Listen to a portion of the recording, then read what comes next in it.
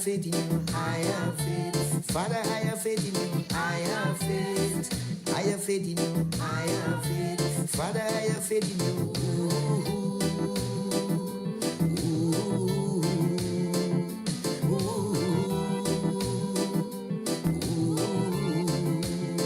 Oh my God.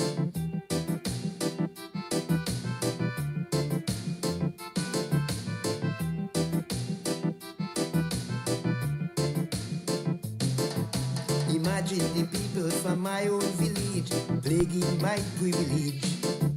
The mind is so poor, they so vindictive, they hate to see me achieve. It have sounded it in the mouth like Roscan chanting me paradise Boston. But Father, I have faith in only you. Father, I have faith you will carry me through. Father, I have faith in only you. Father, I have faith you will carry me through. I have faith in you, I have faith. Father, I have faith in you, I have faith. I have faith in you, I have faith. Father, I have faith in you.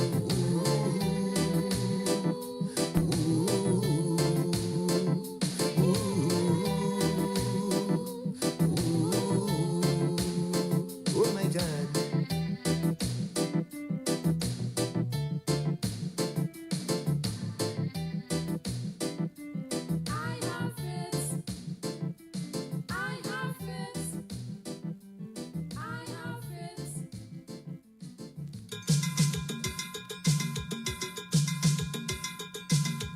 This song is dedicated to all the struggling people of the world.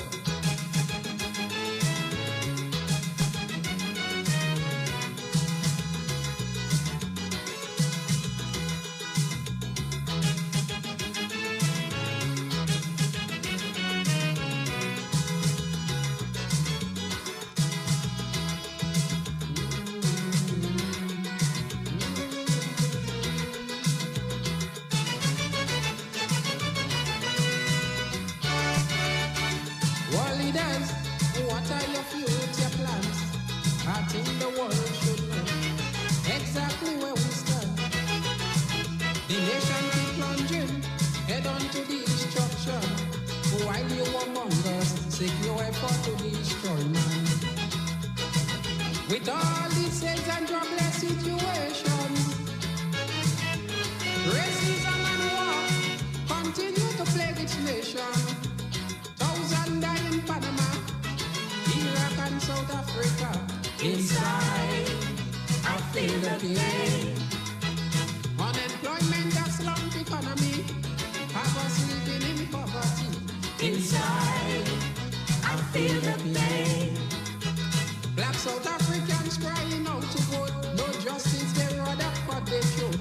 Inside, I feel the pain. This world don't have no peace and love, like they forget there is a God above. Inside, I feel the pain. Inside, yes, inside.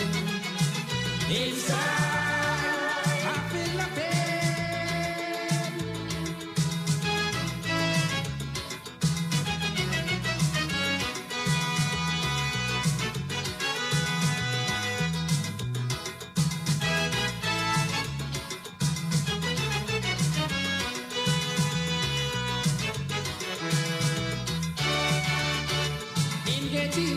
The people want freedom, they can't find none, so they have to run.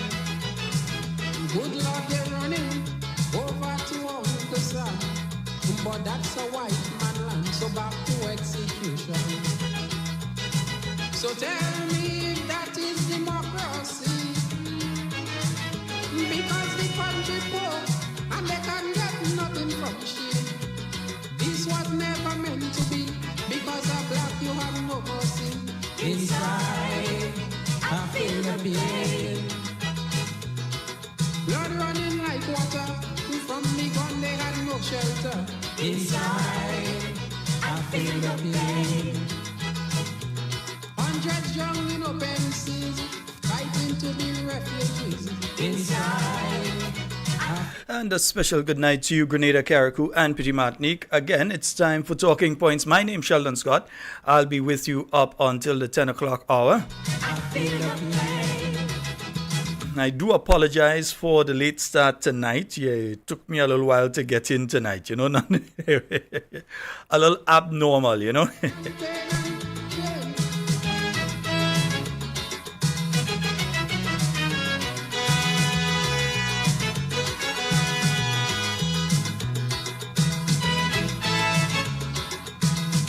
So saying a special good night to those of you joining us via the various mediums. Those of you joining us via 91.9, 91.5 Real FM. Good night to you, Andre Donald, you and the rest of the staff. A special good night to the listeners via Noise Radio out there in Brooklyn. And you all see looking left and right, just making sure everything is working properly inside here tonight, yeah.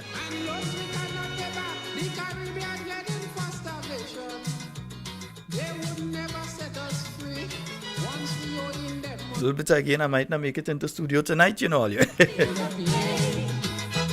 Our lovely islands in the sun, controlled by warships and guns. Inside, I feel the pain. Yeah, press conference today. We're going to discuss a bit about that and some other affiliated issues. I feel the pain. Let's determine our own destiny and live together in harmony. Good night to you, Zaya, Zela, Zoe, and of course, Exalia. Inside, yes, inside. Zelia, what's going on with you?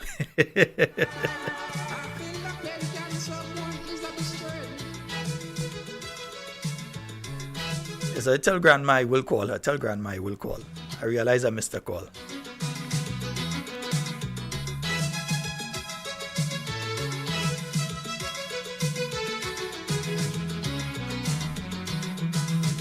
Yeah, so I'm going to forego the roll call tonight because it's already 12 minutes after 8. I'm just saying good night to everyone on Facebook. Good night to everyone on YouTube. All of you, our loyal viewers, listeners, good night to everyone. Yeah, I'm going to just say that and cover everything tonight, yeah? And of course, the phone lines are open. You can call in at any particular point in time. This morning, I took the opportunity to have a look at the press conference that was held by the government of Grenada. And several issues there. One, finally, they have stated what is taking place in relation to, well, they've stated that they're going to tell us when, yeah, what is taking place in relation to our 50th anniversary of independence. So the chairperson of the committee and Mr. Orlando Romain, yeah, the quote-unquote minister of everything, because it seems as though he's involved in everything, whether it's creative arts, these activities, IT, whatever, he's involved in everything, GIS, they everywhere you're around. And still is an ambassador and all kind of thing. And still on some board or the other, the board of tourism, yeah, he there too. So I listened to them this morning, and when I listened to them, somebody saying they can't hear. You all are hearing me properly? Let me just make sure you all are hearing properly. Nice, yeah. I think you all, yeah, you all are hearing properly. Yeah. Someone is saying they can't hear me. I wonder if it's on their end. I do not think it's on our end inside here. No, it's not on our end. That's definitely on your end. Yes, so folks, just message. Yes, send message. Let me know if you're hearing or if you're not hearing, because I just want to delve into it. All right. Amisha, are you hearing? Just message me and let me know if you're hearing properly. All right. Any of you in the crew, message. Let me know if you all are hearing me properly. Yeah. So I'm going to just continue because I assume that you all are hearing. Now, I looked at the press conference when they were speaking. First of all, they mentioned that contrary to what they were saying before, remember at one point in time they were saying that, now Minister Ron Redhead came out in the celebrations last October and he made the statement that October the 19th henceforth will be a holiday. After that, he retracted that statement on a program with Kalisha Faria. He retracted that. Unfortunately, I was unable to find the video to walk with it tonight. But he retracted that statement where he said, well, considerations have to take place. And there was another forum where he said the same thing, where he basically went into, well, we have too many holidays already, so we're not going to have October the 19th as a holiday. Lo and behold, today at the press conference, it was announced that, well, everybody loud and clear, good.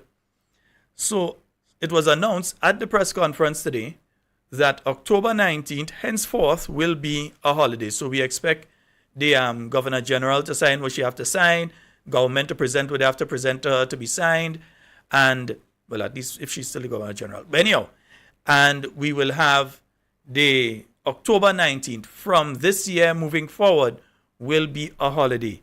There are many who feel differently about that. There are some who are all for it. Yeah?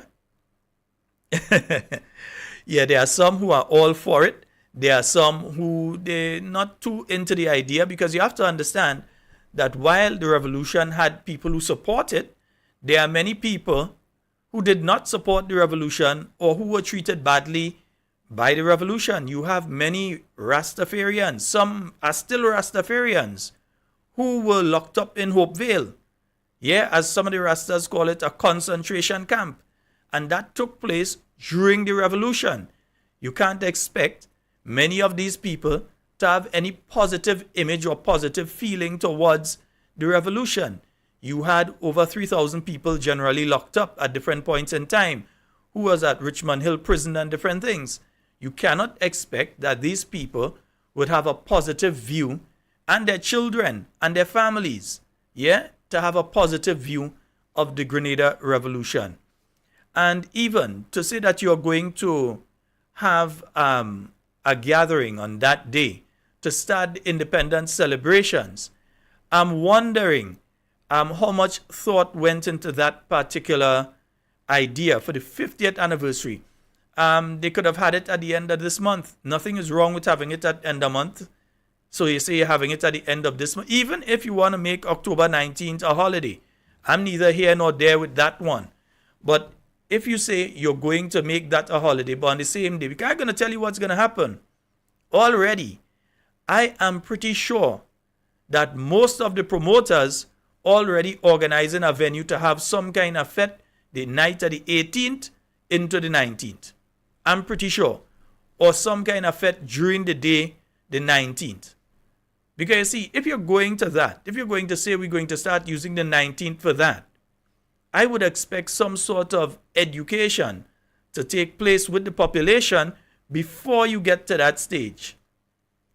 I would expect that you would speak with people, interact with people, hear their views in relation to it. Is it a day that you want to celebrate? Is it a day of reflection?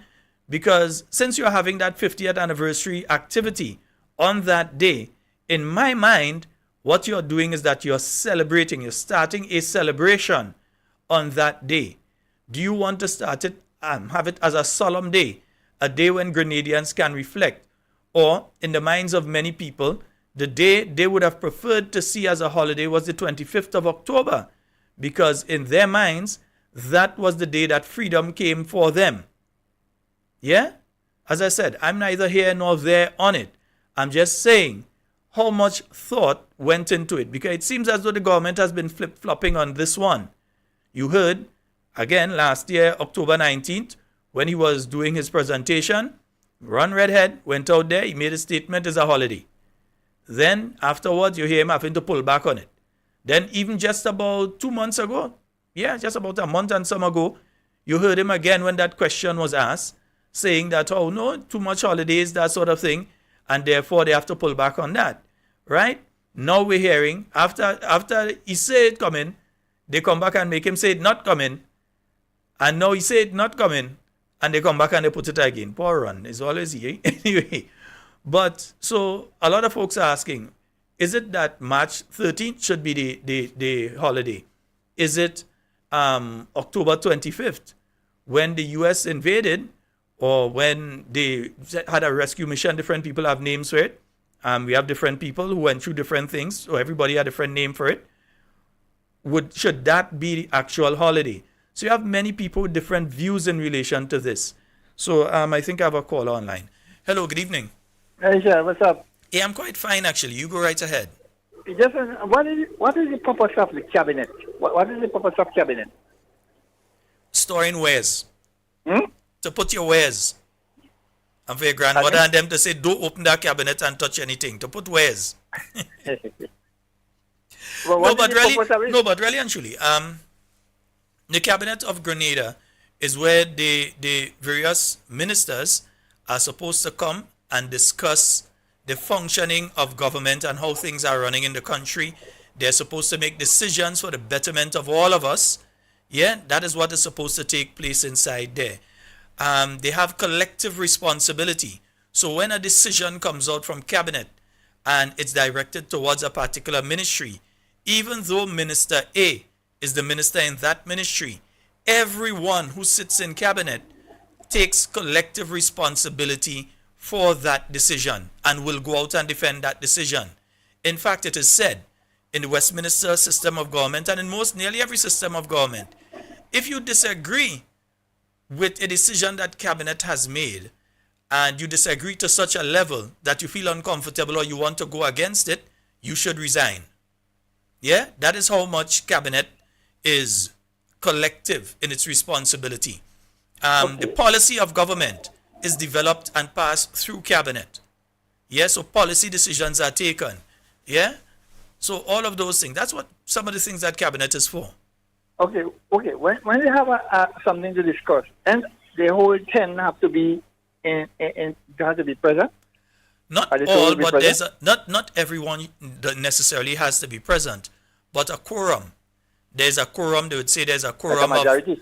A quorum of, let's say, in fact I can't remember the exact number the quorum is supposed to be, but there's a quorum, a certain number of ministers that have to be present for cabinet to be legitimate in its deliberations.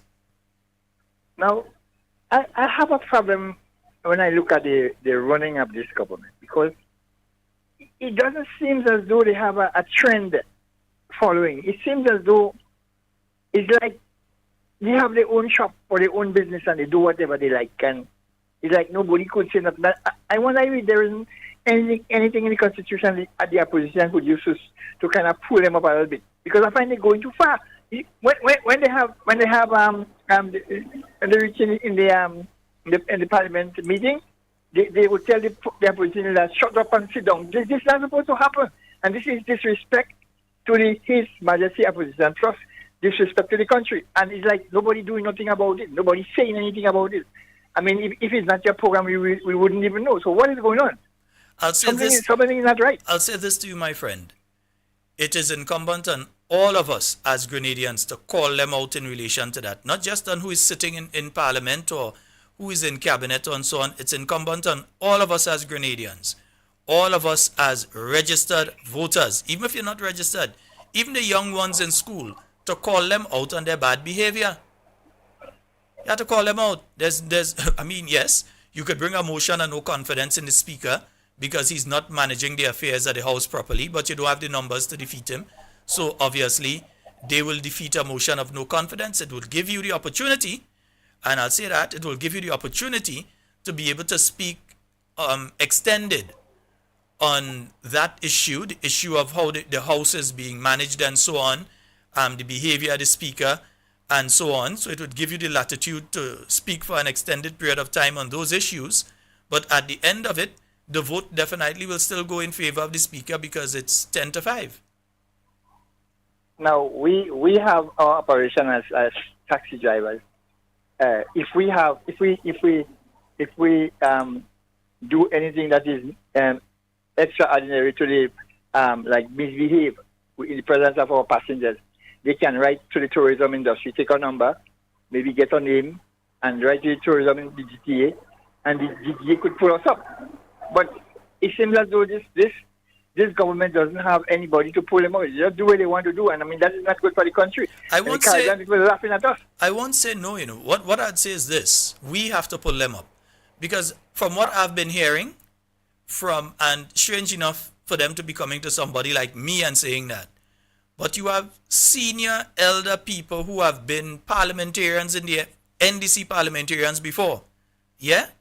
And senior people who have been executive members of the NDC over the past 10, 15 years and so. And these people have been offering advice to the present administration who is just bluntly ignoring them. Yeah. So they're giving them advice and they just refuse to listen. Okay. It's like yeah, they know yeah, already, they know better than everybody else, so they're just doing what they feel. From captain down to cook, every one of them. They've been getting advice, they refuse to take it. So we all this will stop. When they get voted out. All right. To All stop right, the well, mess, you have to get rid of Congress.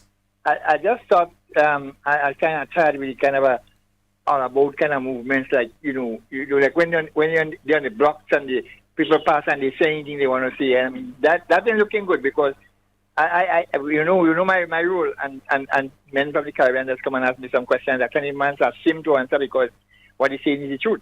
Mm-hmm. You know. So I thank you very much. All right, my brother. Thank you. Listen. All right. 440-7377. That's 440-7377. So I'm saying, yeah, in a situation like that, you could bring a motion of no confidence and you can speak on it. You let people know what is taking place and so on. It's their constituents to call upon them. It's the business community, it's the churches especially to come and talk on this and say, no, this ought not. Listen, what we see taking place in our parliament now, I mean, yes, you had back and forth in parliament before. You had back and forth in parliament when I was there. After I was there. Long before I was there, you had back and forth in parliament.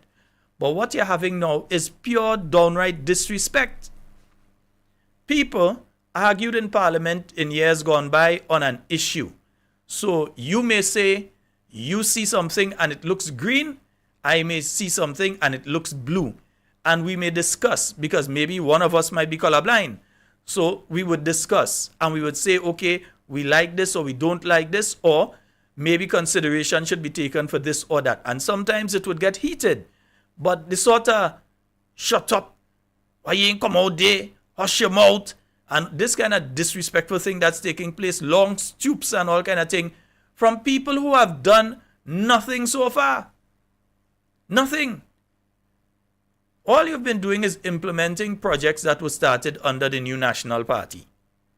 Outside of that, what have they done? The Send Home program with the Send Home people. Take money, take the 150 from the elderly people. Take 2,500 for themselves. What else have they achieved? Really? What have they achieved? Jobs for their friends? Yeah? And now threatening people in the housing and so that, yeah, we're going to deal with all you? That's what they achieve?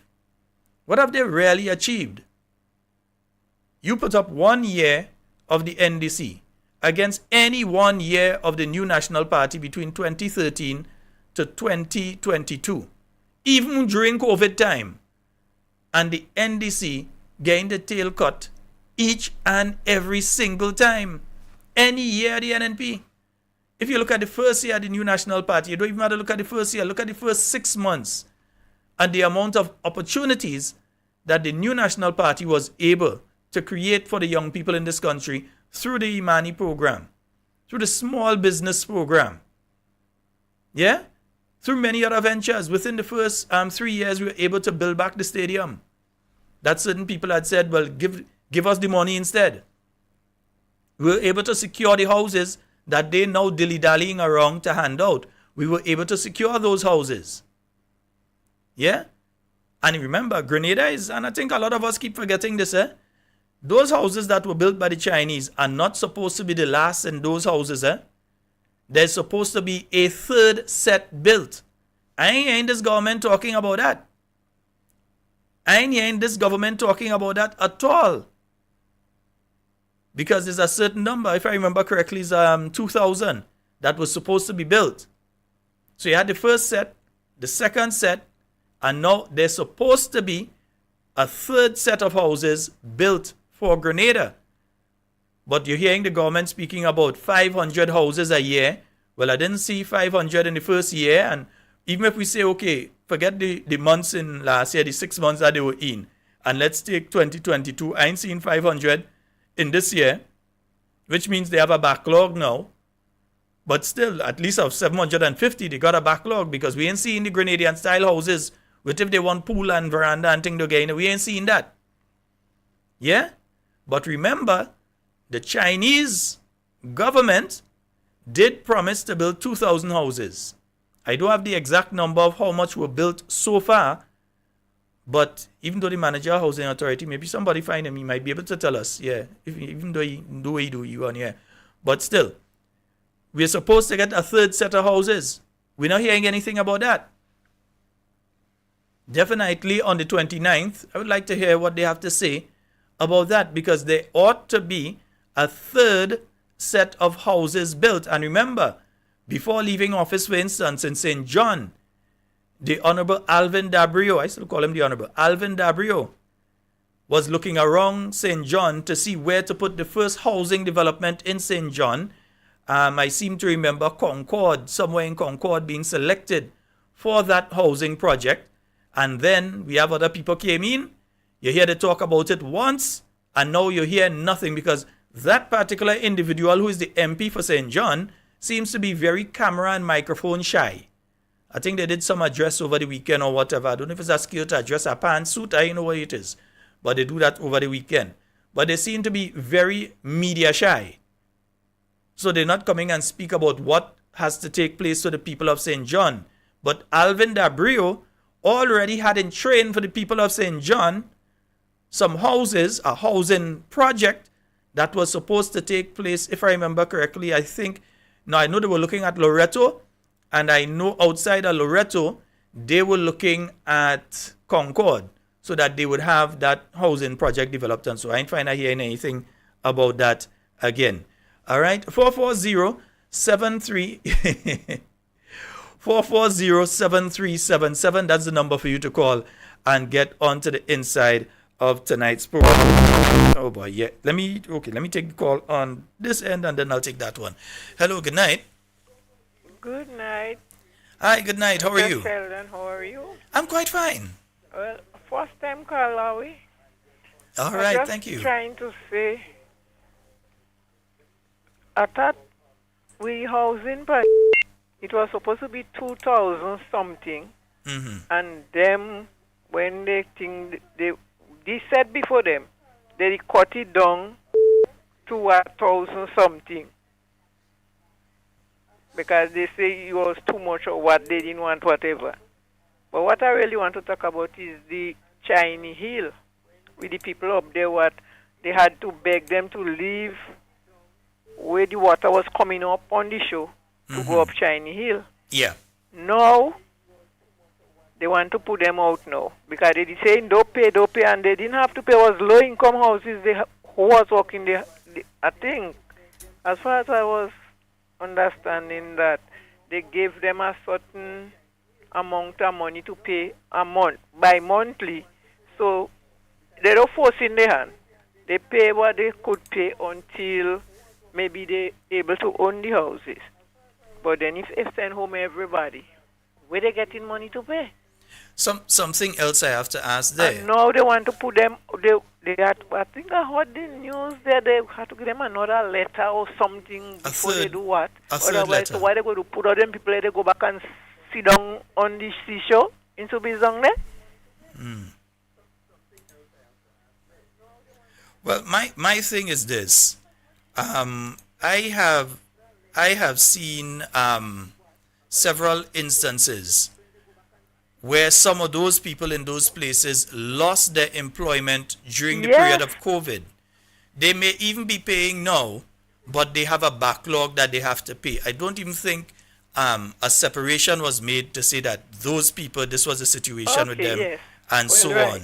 They have to pay, pay. But why did these people know, as poor people, why they didn't give them as how they give the tax break? They couldn't give something for the poor people? I would say this, the people have to pay. Definitely. Yes, they have to pay, but what I would say, because... But now, if they don't give them enough time to pay, they go put them out or do whatever it is. So what are they going to do with them? I was told by one of the residents that they got their bill, and on it, they are being charged interest. Okay. Now, I'm saying take off the interest. Reschedule the payment plan with each of the people according to them situation. Yes, There may yes. be people that just bad mind, they have the money and they ain't paying. Deal with them as one. But I check understand. check the circumstance with others. Some they didn't work for a year, over a year. They maybe just get a job. They start to pay little what they could, but they have a backlog of how much months, a year or so. But the way they're doing with these people, I mean to say, we allow poor people. All of them is poor people children too. But we allow poor people. If you out of a job and you don't have, well, who have and they don't want to pay and they have it now, yes, according to you, deal with them. But they put everybody in one soup, you know. Yeah, that is, you know, I mean to say, all of us is poor people children, 100 people, you know, they take all the 150, they take all the, how much for the children who I used to get 150, they take out, I think 75 they get in now. So why they hate poor people so? Why they hate us so they go to help, but they go to help one set of people, and as far as a matter of fact, they don't help in anybody. You see, Or they they need pull to in the hate. pocket and flying like eagles. And the Prime Minister going Thursday again, eh? Yes, because then he came back Sunday. Yeah, and he's going And he's Thursday gone again. again. United Well, Nations this time. Just, Brother Sheldon, who secure in this country? Because when we had the Minister of Finance had to be acting Prime Minister. He was out of the country, the Prime Minister didn't know that. Then he had to appoint Brother Andy. Excuse me, what kind of a thing we want in the country? What kind of thing we're going on? From what I'm hearing, it's a situation where they actually announced a minister to be the acting prime minister who was not even in the country at the point in time that they Well, announced that him. is what I heard too. Yes, so I mean, So right I don't know now, what kind of marriage is that. right now, we could only there and somebody come and hold the whole country ransom, you know, because we don't have anybody to take care, no security of the country. The country is just let go, like anyhow.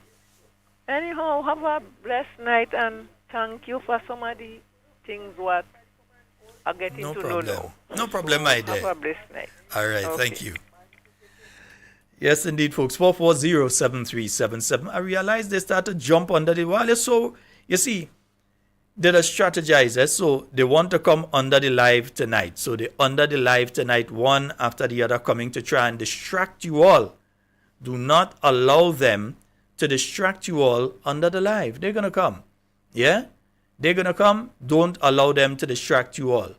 All right? Because they want to distract you from things like this. I was listening to the Prime Minister today, and I'll get into that because I think, let me make sure my number's looking correct. Nice, yeah. You know, last night while we were on, we had, on Facebook, we had nearly 4 times the amount of people that were listening to the Prime Minister, and then on Facebook, we had the same amount. That tells you a lot. So, no, that's not a boast. That's just stating what the facts are. Eh? Because of you, it's nothing to do with me, you know. It's you all, right? Today, the Prime Minister was speaking at the press conference in relation to the Kimpton by Kawana debacle, as I'm calling it. Yeah? That is a debacle because there's no other way to describe what has taken place there. Yeah? I'm going to say again, the government should have completed the case. They should have gone forward and allowed the arbitration process to be completed. Because Grenada, with all the facts that are at hand, Grenada would never have lost that case. Yeah? Grenada would never have lost that case. And let me say this, they're paying 22 million US, as far as I'm hearing, 22 million US to a company that only paid 18 million EC into that particular project. At least that is the last figure that I know of, that they had paid 18 million EC into that project. But yet still here, even if they're getting EC back, even if they were getting 22 million EC, because you realize that both the Prime Minister and the Attorney General are avoiding telling you, which is very important, if they are speaking in EC dollars, or if they're speaking in US dollars, us. They want to tell us if it's ek or us. So even if it is an EC, these individuals still making a killing. So I listened to the Prime Minister, and you know what's kind of confusing? When I listened to Mr. Richard Duncan last week in relation to returning the passports, leaving the people with their passports but paying them back, and listen to the Prime Minister this week, it seems as though there is some sort of difference in what they're saying. And I want you all to listen to what the Prime Minister said when asked about the people being able to keep their passports and yet still they're going to be given back their money. He was asked that question. And this is the response. Let me just make sure I have it. I had it one location. I didn't have it the other one for those of you listening on radio. Let me just make sure I get it ready for those of you listening on radio. All right? Yeah. So this is the response that the Prime Minister gave to that question. Let me just make sure the audio is up. Yeah, so we'll come back to the phone lines after I play this one. Okay, so my other question is also for clarity on the Kawana Bay developers. Can you just tell us why they would be allowed to keep their passports? All right, so when you say they, you probably need to clarify. So the site has been acquired from the main developer. The individual persons who invested in the development, which the CBI development, would be persons who, as part of their investment in the development, would have acquired Grenadian citizenship. And so by virtue of that, the mere fact that the government has acquired the site doesn't deprive them in any way, shape, or form of their citizenship. If, for instance, you were someone was born in Grenada and you has a Grenadian passport and there was land that the government needed for public purpose, the government could acquire the land and pay you compensation. It wouldn't in any way, shape, or form impact your rights as a citizen of the country. So the acquisition of the site has nothing to do with the individual investors' citizenship in Grenada. So we've heard there what the Prime Minister said in relation to that. He was asked, basically he was being asked, why are these people getting to keep their passports, but yet still their money that they spent in an investment here to qualify for those passports is being returned to them? You heard his response in relation to that. But that was just one response. Let me play for you when he was challenged on that question again, this time by Kalistra Faria. He was challenged on that question again. And this is what the Prime Minister had to say when challenged on that question a second time. So let me just play that one for you now. On the Kimpton Kawana Bay issue, the follow-up to what Ms. Telesford asked about the passports, I'm confused there again with your response, Prime Minister. The investors, the smaller investors, not the developers, the investors who got passports in exchange for the investments that they made under the Citizenship by Investment program, are they exiting, are they being compensated and exiting the project as well? Are we getting this project totally and fully without any of the previous, the developer, the investors, everybody's out? Yes, the simple answer is yes. When you acquire the property, you're acquiring the interest of anyone who has a property interest, and that would have included any of the investors who would have been granted a condominium interest in the property. So they are being reimbursed the money they paid for the passport. It doesn't work that way. So explain it to me, please. It's a property acquisition. Whatever money you made from an investment point of view is a risk that someone takes. If you, as a result of your investment, that's a matter between you and the developer. As a result of your investment, the developer would have contracted and would have deeded you a condominium interest or a unit interest in the property, then the acquisition would have acquired that. That's a property interest. And if any compensation is to be paid, it would be in relation to the property interest.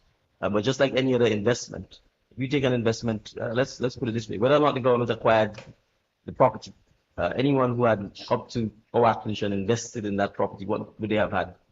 An interest in a abandoned, closed down site. We can do an assessment of whether that's an investment or a loss.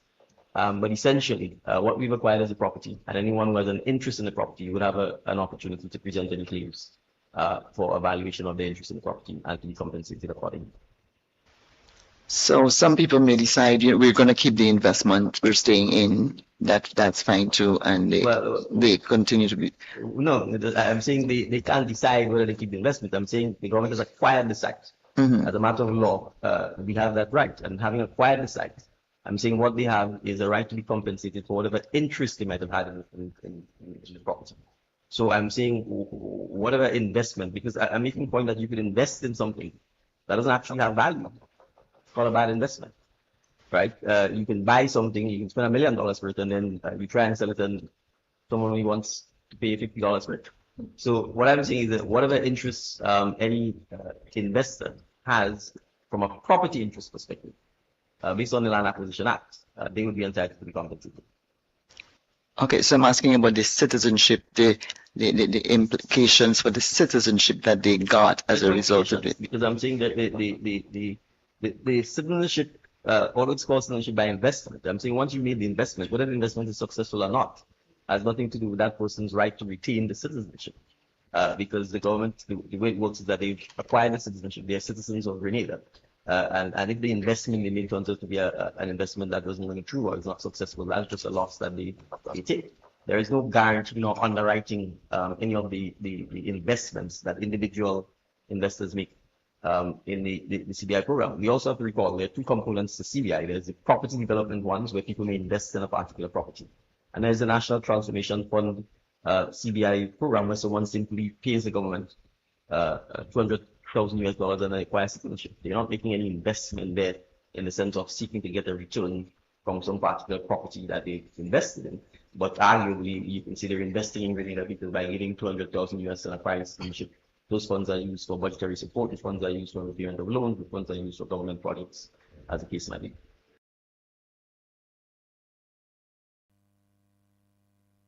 So, folks, that's a bit different to what we were hearing, and I'm just trying to find my audio with Mr. Richard Duncan speaking on this same issue. Yeah? On this very same issue. Because what we were hearing from him, what the Prime Minister is saying, is that the people who are investors, now let's just get this clear, and I think Ms. Faria was trying to get that out there, that you're talking about two different set of people here that have to be paid. You have the developer.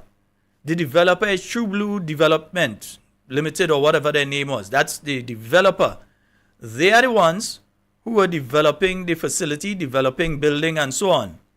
The funding, while they put $18 million into it, the rest of the funding to do it came from investors through CBI.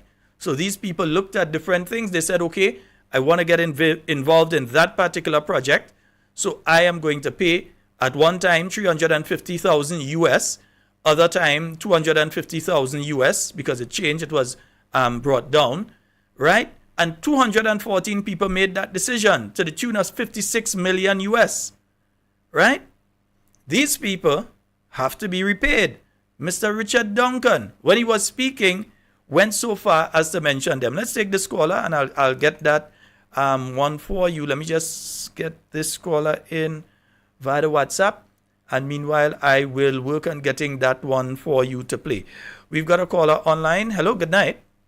Okay, it seems as though we've lost the caller. Yes, I did answer. And let me see if I call. Nah, well, they won't call back if it's anything. Yeah, I just want to get that one for you. Let me just take 1 second and get it for you.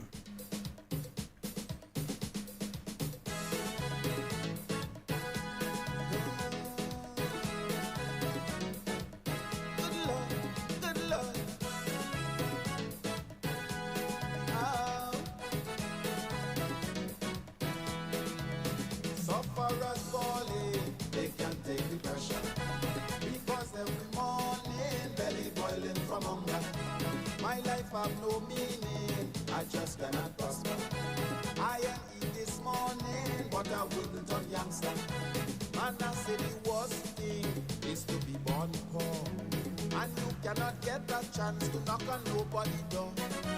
You your whole life you're fighting to become a pro. But after that happened, there still is no way to go. Imagine a child living school, have two subjects follow the rule, but he cannot get a push, so she have to go and joke bush. This thing we call education, it is only for a few. But people come out with a subject, but still can't find nothing they to do. Sufferers fall. Okay, I think I may have located that. I'm just making sure that I indeed have. Let me just make sure. Yeah, I think I may have located it. But definitely for those of you online, I know that I do have it for you online, because I want you all to hear what he was saying in relation to the people getting to keep their passports. Yeah, because I know that one has been one that a lot of people have had concerns related to. Yeah, a lot of people were concerned in relation to these individuals. Let me just test and see if I have the right one. Yeah, in relation to getting to keep the passports. Same project is designed, right? You have to go into the legal documents. Yeah. So that people actually have property rights that need to be respected, right? In our jurisdiction. So compulsory acquisition is something that happens throughout the world. The question is, what is a fair and just compensation for those persons whose properties have been acquired? And that is where... A question. So these are people who would have bought into the previous project, right? Correct. And are now part owners of the previous project and would have received passports. Definitely. Absolutely. Right. So we're now talking about compulsorily acquiring their shares in the hotel.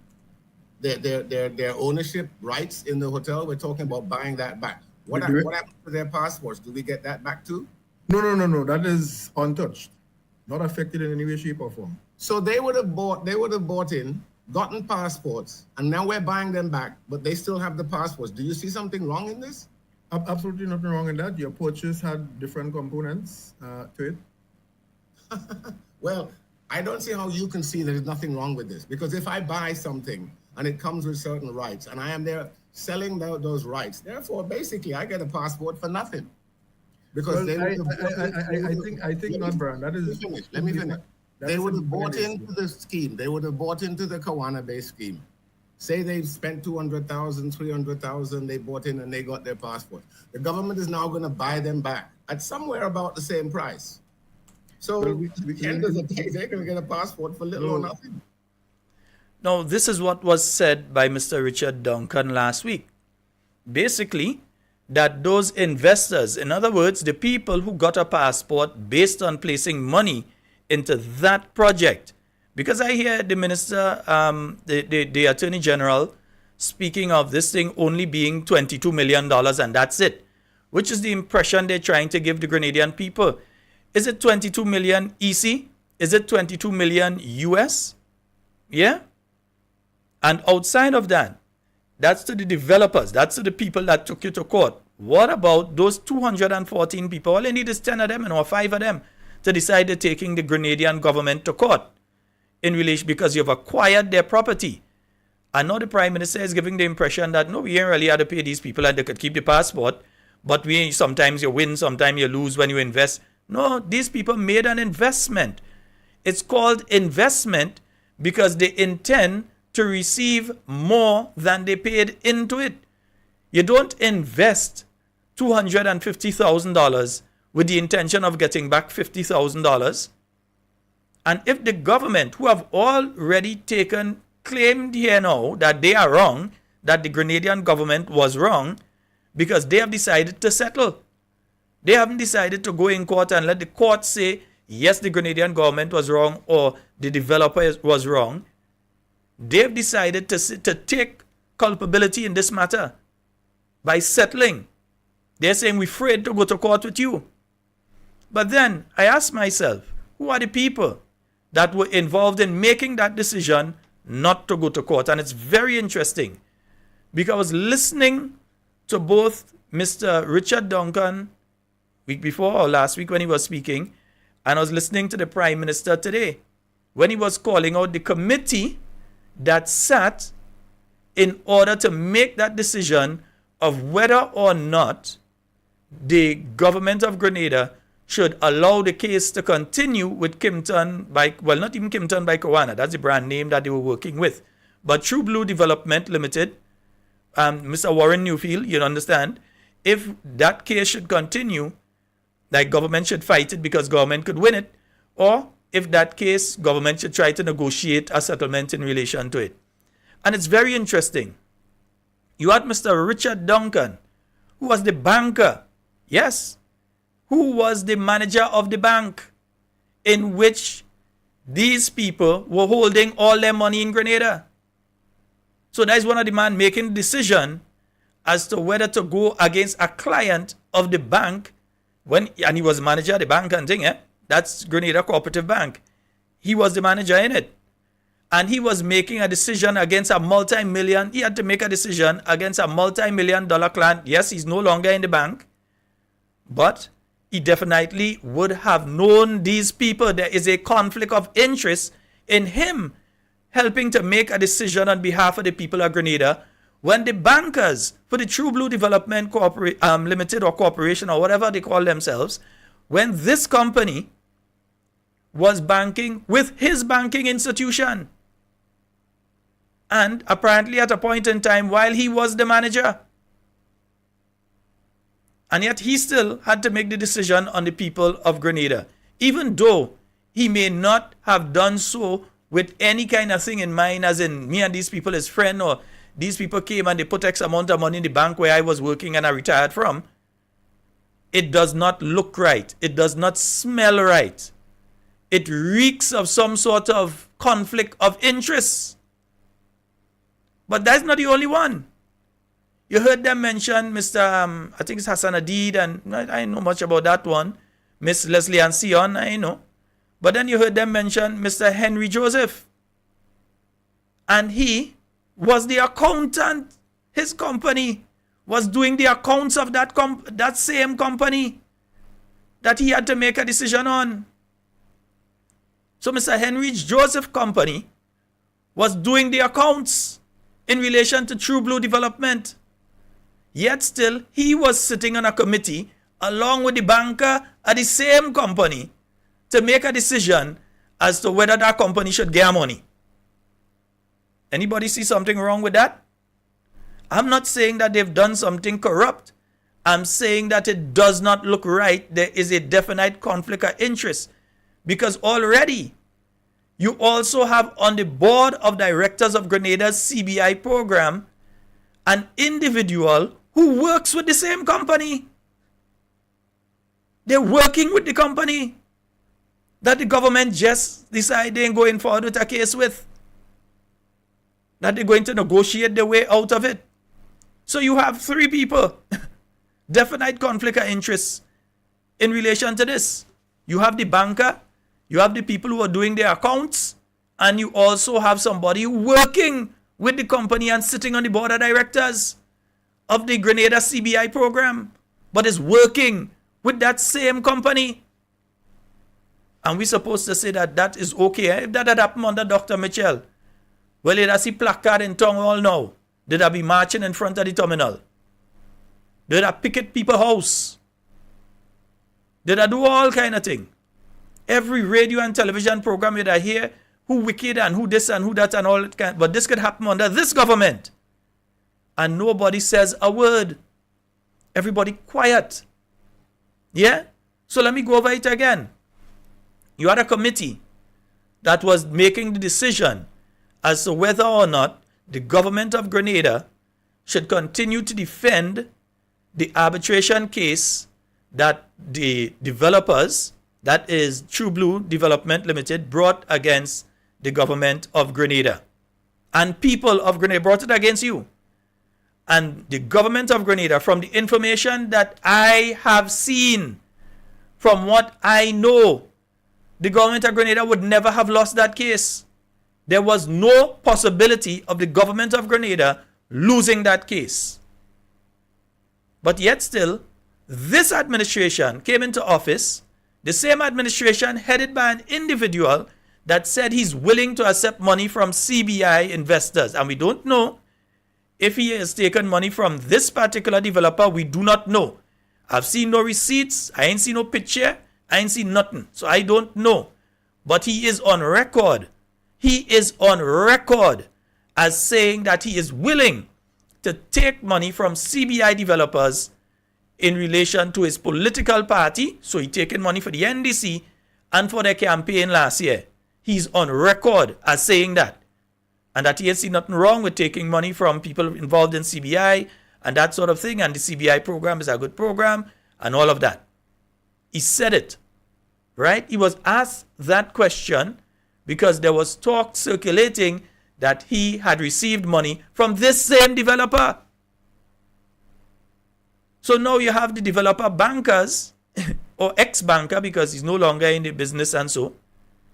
So you have Mr. Richard Duncan, who was the manager of the Grenada Cooperative Bank Limited, right? The same bank that True Blue Bay, Mr. Newbie and them, they was using that bank exclusively. They wasn't using any other bank like, say, there's something in First Caribbean and something in Republic. They were exclusively Cooperative Bank. Yeah? So they were using that bank.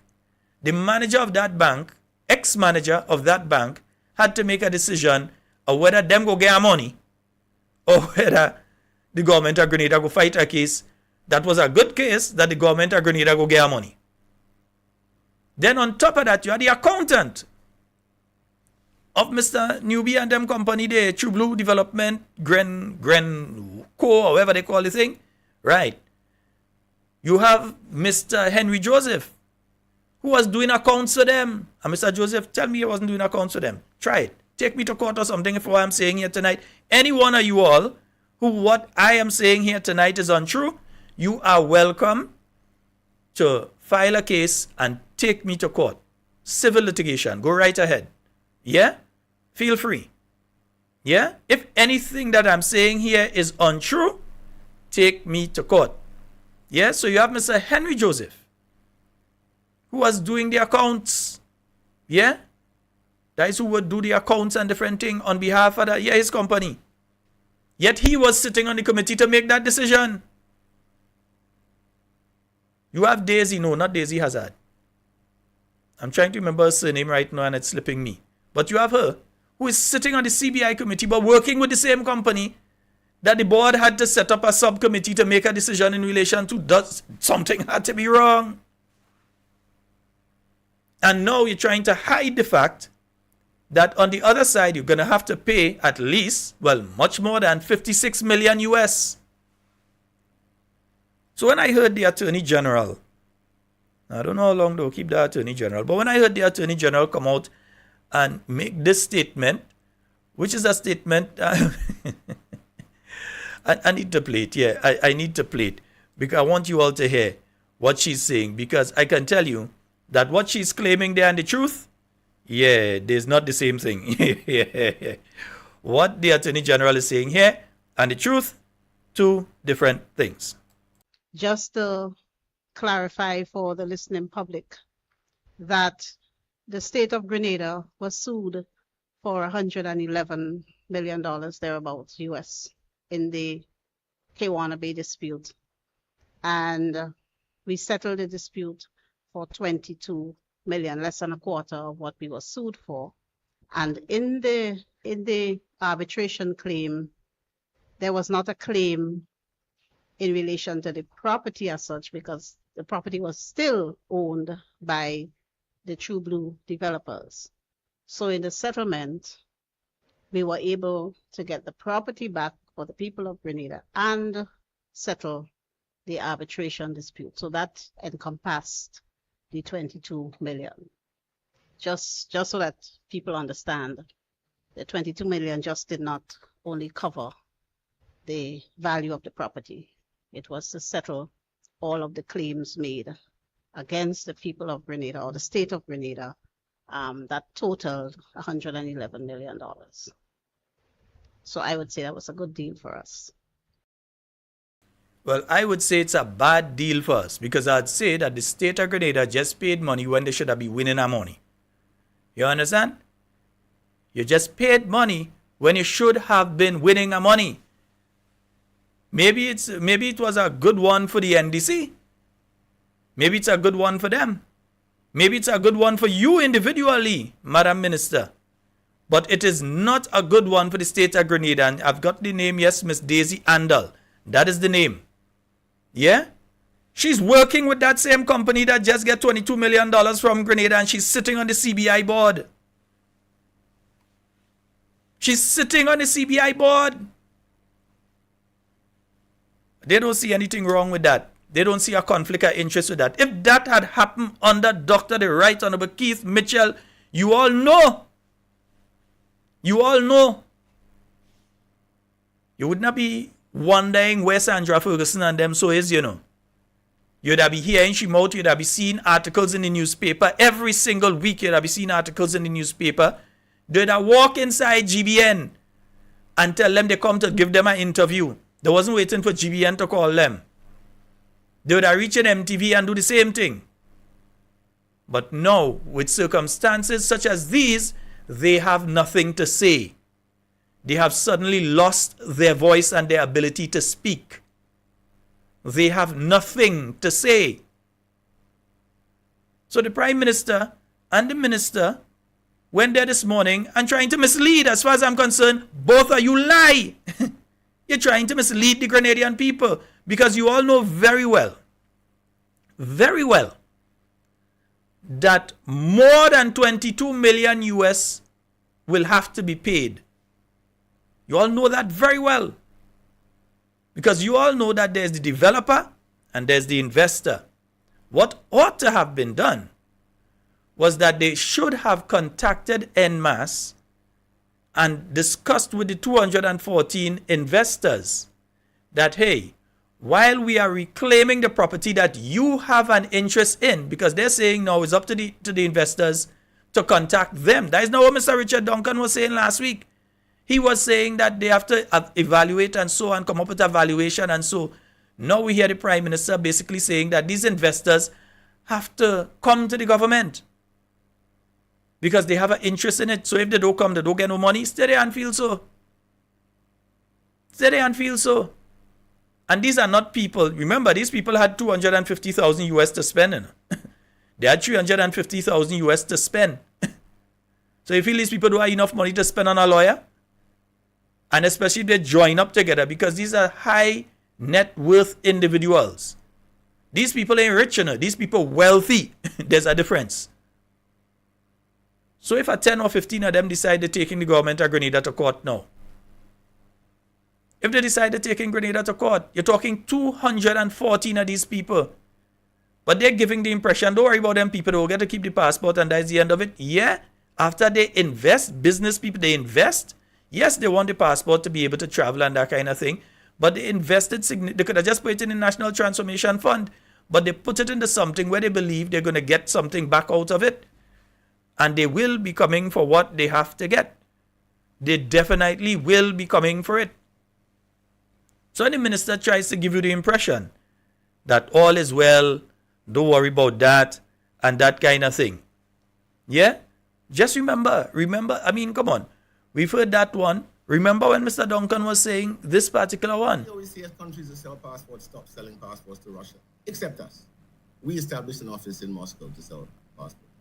That's not the one that I wanted to play. Let me just get the correct one. Yeah, that's this one.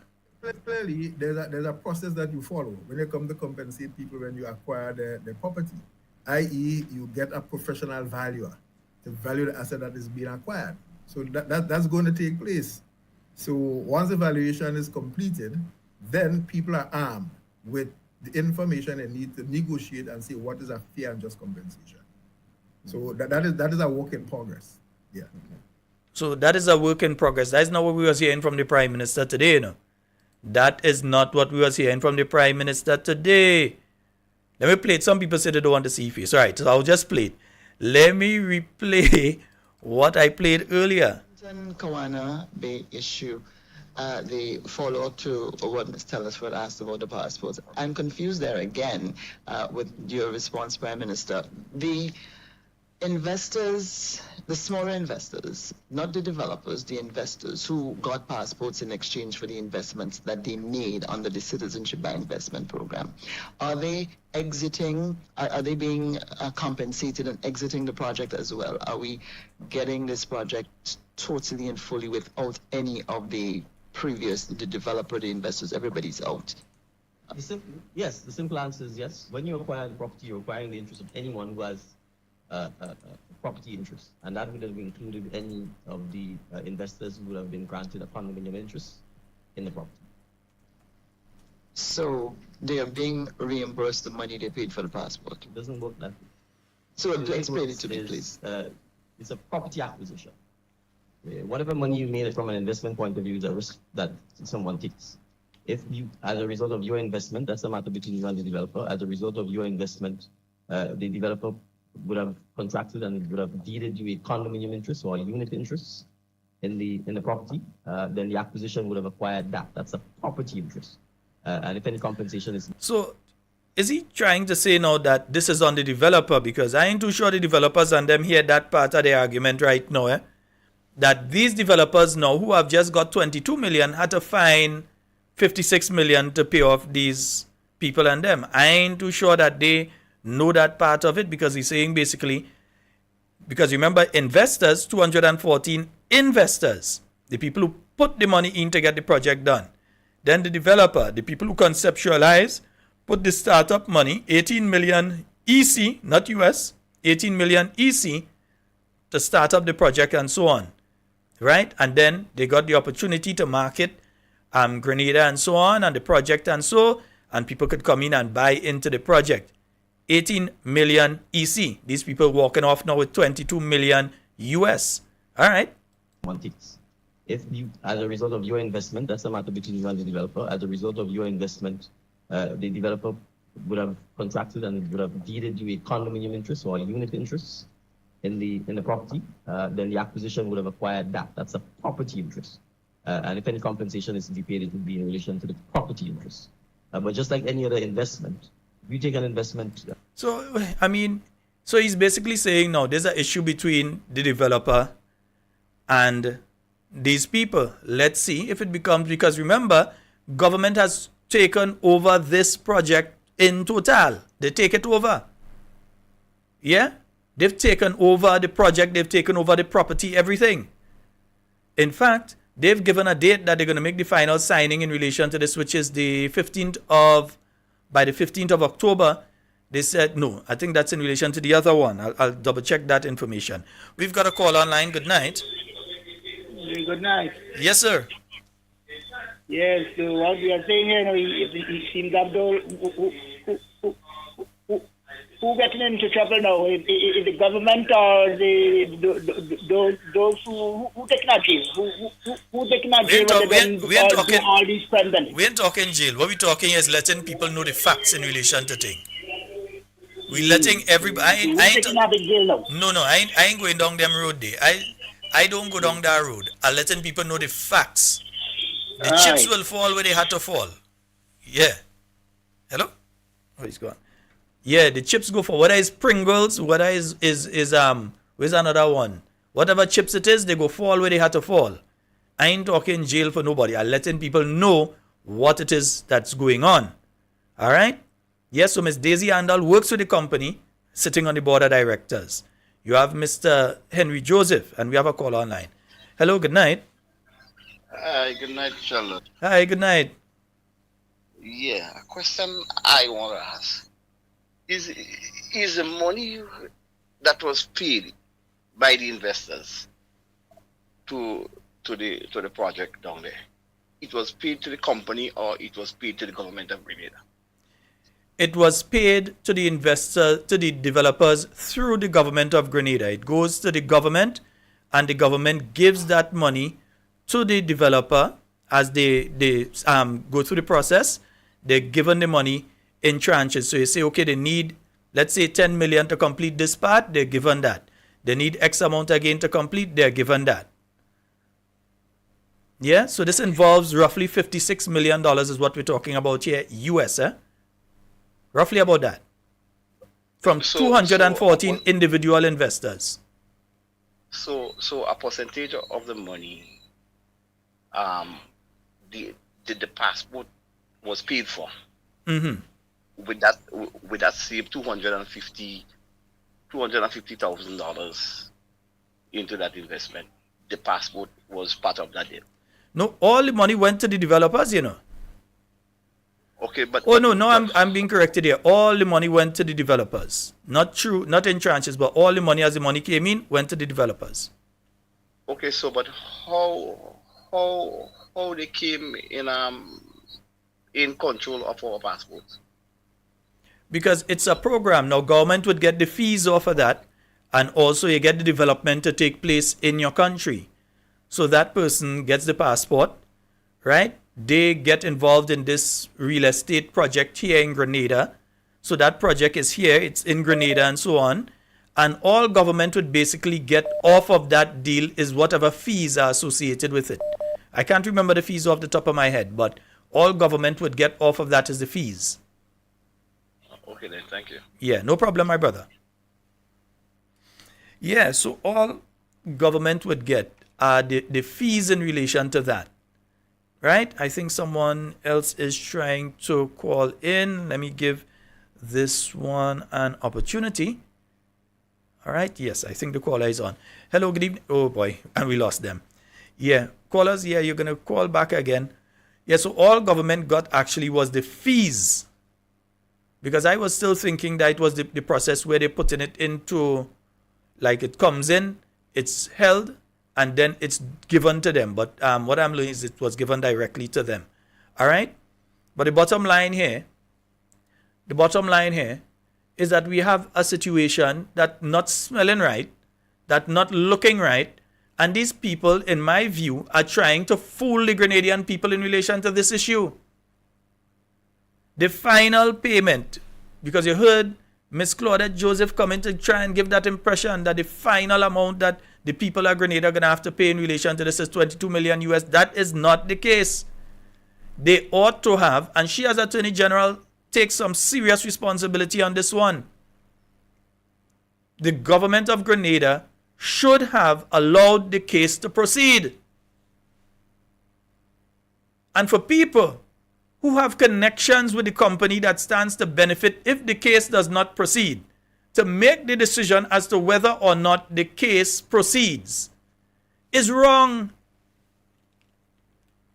Again, if it had happened with Dr. Mitchell in office, you would have heard them. Yes, I understand you have Cassandra and so on that speak out still as civil society in relation to various issues. I see the messages on Facebook and so on. I see them from time to time. Well, nearly every day. You're seeing something from Cassandra Mitchell and so. But that's one of the only civil society people. Remember Friends of the Earth? Well, last all I hear about Friends of the Earth, Joe and them. You don't hear them, you don't see them, you don't nothing. Not in relation to any of these issues. But these are the people that be speaking about these issues and environmental impact and all kind of thing. Nothing to say right now. Yeah? Again, Miss Andrea Ferguson, writing long missives in the weekly publications in relation to even a hint of something like this. But now she have nothing to say. She quiet. Nothing to say. Nothing to write, nothing to say, nothing to protest about. Even a hint. No evidence, like how I could present evidence in relation to everything I'm saying here. No evidence in relation to something like this. Just a hint that something like this is taking place. And we, Papa, every week for months in the newspaper, writing letters to international and regional organizations that look what's taking place in Grenada. But yet still, clearly conflict of interest in this case. Nothing to say. Not a word to say in relation to an issue like this. Yeah? Let's take this call. Caller, go right ahead. Hey, good night, Brother Sheldon. Hi, good night. How are you? Okay, yeah, Brother Sheldon, I was listening, but I'm puzzled. I'm puzzled because after listening, the Prime Minister trying to explain something there, which I don't understand. Okay, where you have the investors and the developers spend money in a business, okay? And if that business they spend money on, the government took it back. How come the investors will deal with the developer? Who took back the business? The developer took back business. So the developer had the business, and he get rid of the investors. You know the government that took back the business? Well, my friend, the government has now decided to take back the business, Exactly. right? Yeah. They're paying $22 million. They say that's the settlement. And Yeah. from what the Governor General, well, not the Governor General, the Attorney General is saying, Yeah. she's trying to give the impression that's in relation to payment to settle and to take over the property. Yeah? But you still have to speak about the individual investors. That's just the yeah. developer. That's not the individual investors. Yeah. How are you going to settle with the individual investors? Investors? You may very well find that the man was looking for 110 million in the courts, Yeah. and that we end up paying much more than that settling. Much more. So anything that when the government paid, any developer, the investors, that's more that the government shouldn't have to pay because the government have a good reason of winning the case. Today, this money should be coming to the government, but the government had to pay. Today, the Prime Minister mentioned that the court fees, the legal fees, could be into the hundreds of thousands, and most likely it's into the millions. Right? For him not to even know if it's in the millions right now, well, he guesses it's in the millions. Yeah. Means that is not part of the 20-something, the 22 million. They're different. That's still separate to that. Different, yeah. Right? They don't cry. If you don't cry, the country don't cry naturally. They say they don't have money. Right? Where you could get money, receive money from people, you end up through the case. Right? And you know how to come and pay where the government have a good reason and a solid reason of getting winning the case. Right? Brother Sheldon, I don't know. To me, I don't think the government thinking rightly. I don't think they think rightly. And Brother Sheldon, again, sometimes to find out that the quorum of in cabinet, assistant right of six persons. Okay, when those law came into being, right? The cabinet make policies and they set policies and to make for decision to make decision, but then you have where like the Minister of Housing was saying what nice was that he bring up a piece a suggestion of the housing, but then he bring on the whole is in the parliament in the cabinet, okay? But he called the Prime Minister and they discuss it, and they come to a conclusion what they will do. We question have to ask: you have people in cabinet. Are you don't trust your cabinet members? You don't trust them? And Brother Sheldon, when a man don't trust himself, he don't trust nobody. All right, good night, Brother Sheldon. All right. Well, that's the same question we asked last night. We asked if he does not trust, if Mr. Philip Telesford does not trust his cabinet colleagues. It's simple. Do you trust them or you don't trust them? Because if you trust them, you'd bring any information before them. You don't have to be afraid that probably somebody could take the information and come out. I mean, you have people like Tevin Andrews in there. There are housing units in his constituency. You want to know what's taking place. He ought to know what's taking place in all fairness. You have Mr. Andy Williams. Some of the housing units and some of the affected people are constituents in his constituency. So he ought to know what's going on. You don't just bring it to the Prime Minister. The Prime Minister just getting some housing units. Yeah? You have Town of St. George, even though Miss Claudette Joseph doesn't have a constituency because she get good licks from Peter. But at the end of the day, she's the one that thinks she is the MP for Town of St. George. So at least let her know if she, help she ego now. At least let her know what's going on in relation to those houses. But instead of that, look, up in St. Andrews, you have Mr. Lennox Andrews. Yeah, he's the MP for a lot of those people that's in Shiny Hill. Right? As they just call the housing project in Sobeys, Shiny Hill.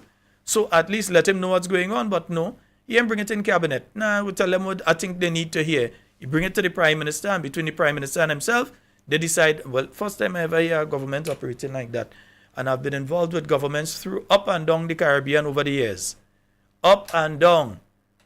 I know literally maybe hundreds of ministers over the years. from as low down as Suriname go right up to the BVI. And this is the first time I ever know that a prime minister or a premier and a minister that just make decisions on their own. We have a caller online. Good night. Hey, good night, Sheldon. How are you doing, sir? Hey, just good for the time. All right, you go right ahead, man. Hey, Sheldon, is a question I want to ask. Towards this cabinet decision, when a decision from the government goes to a statutory body, to the manager or the board of the statutory body, or to the PS, these decisions not supposed to carry a cabinet conclusion? Yeah, there is what's called a cabinet conclusion that comes back down to the PS, and they have the directive to do what they have to do. But what Mr. Telesford was talking, isn't that out of the norm? Of course, it's out of the norm. Because you and the Prime Minister just don't make a decision and give it to a PS or to a statutory body to carry it out just like that. But it shows a lack of faith in the other members. Knowledge. Yeah, but not only that, but a lack of faith, because I am pretty sure that at their first cabinet sitting that they were informed of the proper procedures and that they were given classes. There were classes by I think was the UK Parliament and others came and did classes with them in relation to proper procedure. So they know. It's a case of where they don't trust the other people in cabinet with the information. But it's not just only a matter of trust, but but you have no confidence in them either and their abilities. What they're doing, is it really legal? Because cabinet's supposed to make a decision on these things.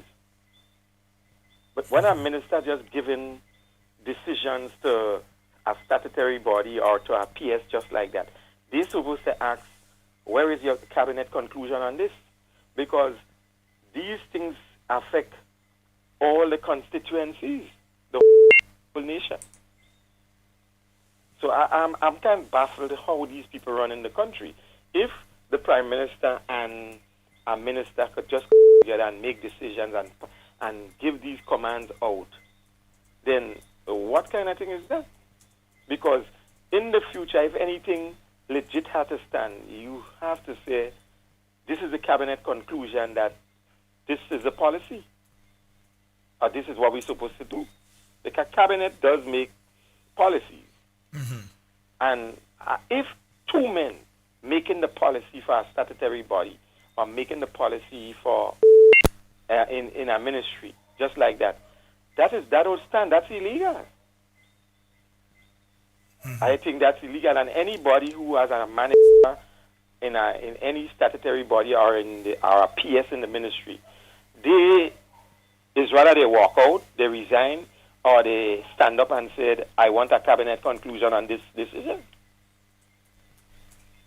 Because the cabinet's supposed to have a direct stamp on this thing, stamp of authority.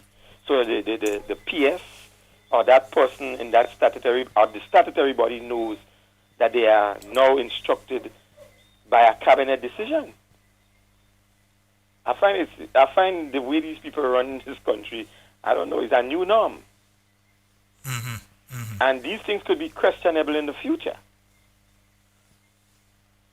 Because if really court take place or a court decision had to be thing, I sure that the court will like to see the cabinet decision on these things. And these people that speak so much about legality, they're so litigious in how they were thinking even before they came in power, and they're talking about this should be legal and this should be this. But the way these people run in the country is like gangsters. They group themselves in gangs. These two making decisions, not telling the rest. Children, this thing calling for that's like a no confidence vote there, because their people have shown us that they don't have confidence in each other. A group of people like that should never be running our country. It's a serious thing. Yes, my brother. So thank you, Sheldon. All right. Thank you for your call. Yes, indeed. 440-7377. That's 440-7377. Yeah, I realize it's not that board. Yeah, I'm having some problems with my system. Yeah, every day I come in now, I find I'm having a different problem with the system. But we rebuke that. Yeah, we rebuke that. It must work properly. Yeah, we rebuke that. Every day I come in is a different problem with the system. 440, let me just clear. 440-7377. That's the number for you to call and get on to the inside. 440-7377. You can call us on WhatsApp. You can also call us directly. And you can call us if you're out there in the diaspora in North America. You can call us on 349 what am I saying? Yeah. Am I saying the right thing? 349-327-3101. Yeah, right. Nice. You could call us on that number. Yeah. This issue, in my mind, this issue is very, very, very serious. Yeah? Because we're speaking tens of millions of dollars that you, the Grenadian people, are going to have to pay. And I've already going to start to pay. I think they said first payment by next month or whatever, and the rest by January or February next year, that sort of thing. And we want to know, and it seems as though some of our journalist friends may be timid. They may be a bit afraid to ask those questions. Yeah? But we have to ask directly. Because if they lie, that is when we start talking about jail and thing. Ask directly. Did Mr. Warren Newfield or anyone associated with him or any of his companies, you have to ask the question in the proper way, right? So did Mr. Warren Newfield or anyone affiliated or associated with him and any of the companies he is associated with, be it directly or indirectly, fund the NDC campaign of 2022? Simple question. But you see, it's not everybody have belly in the media to ask those kind of questions. Right? Because we've been hearing the rumors, and now we're seeing some moves that we find kind of weird in relation to this issue. Yeah? And before we run out of time, because I know it's just under half an hour left, I just want to mention one more thing tonight. I've seen the document that came out in relation to minimum wage. I don't think I have to put it up. I think nearly everybody got it on WhatsApp and different things like that. That's in relation to minimum wage. Now, hey, Barbara and Skinny, good night. I didn't see you inside, Miguel. Good night, Barbara. Yeah. Now, I'll say this. I fully believe that wages have to go up. I saw, for instance, for caregivers, there's the intention to double the wage because a lot of them working for $700, so they want to put it up to $1,400 and so. So for a lot of the categories of workers there, right, what the present wage is and what the wage they intend to put it up and for, I agree with the thing. You need to increase wages, but I think that the government is short-sighted, nearly worse than me when I take off my glasses and things. They are short-sighted and they are not seeing this issue properly. People have been having their wages eaten away by increasing cost of living. Various factors in relation to that, yeah? But what you've been seeing is that the cost of living has been increasing, not on a yearly basis, but right now is nearly on a weekly basis that we're seeing the cost of living increasing. So for instance, you go to the supermarket this week and you make a purchase, and next 2 weeks you go back and you realize that what you purchased has gone up significantly. And we're not talking about a 5 cents or a 10 cents. We're talking here sometimes dollars. These things, the price has gone up because a new shipment has come in, and sometimes they take some of the old stock and they put it with it too, but the price has increased. Yeah?